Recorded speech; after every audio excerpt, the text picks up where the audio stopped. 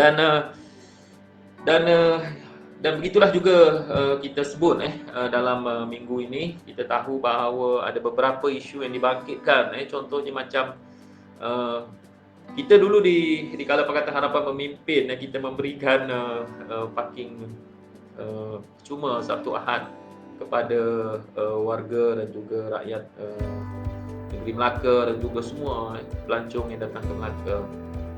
Harapan kita adalah dengan memberikan parking cuma Sabtu dan Ahad itu, dia dapat merancakkan ekonomi rakyat itu secara keseluruhan.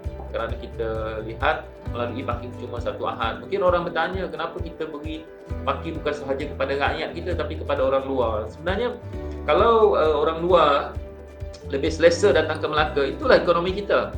Sebenarnya ramai orang, kita harus tahu bahawa ekonomi kita secara keseluruhan ini hampir 60% daripada ekonomi kita ini disumbangkan oleh sektor pelancongan itu. Sebab itu kalau orang datang ke Melaka, mereka lebih selesa. Jadi daripada itulah mereka boleh merancakkan ekonomi, membeli, makan, bersia-sia dengan perkhidmatan yang kita sediakan. Ini antara aspek yang cukup penting, kerana akhirnya kerajaan yang memungut cukai melalui PBT ini ataupun melalui cukai-cukai tanah ini mesti berdasarkan kepada perniagaan yang menguntungkan.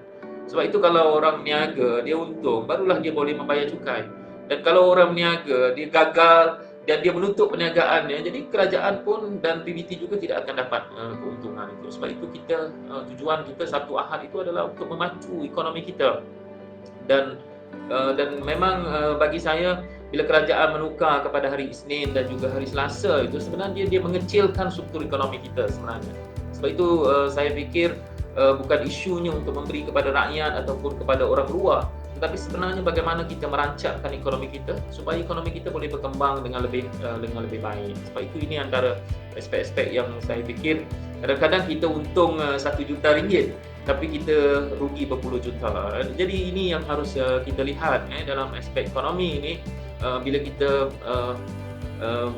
beri parking cuma Sabtu Ahad, kita membelanjakan hampir RM1.8 juta, tetapi dia memacu ekonomi kita. Kalau kita lihat dalam tempoh 1 tahun itu, kita boleh merancakkan ekonomi sehingga kita boleh menarik pelancong sehingga 18.7 juta orang berbanding 17 juta pada tahun sebelumnya. Jadi 1.7 juta itu sebenarnya memberikan satu rancangan ekonomi yang cukup besar kepada negeri, dan juga secara tidak langsung dia memberikan juga pendapatan kepada kerajaan di peringkat persekutuan sebagai hasil, dan juga pendapatan di peringkat kerajaan negeri. Jadi ini antara aspek-aspek yang saya lihat.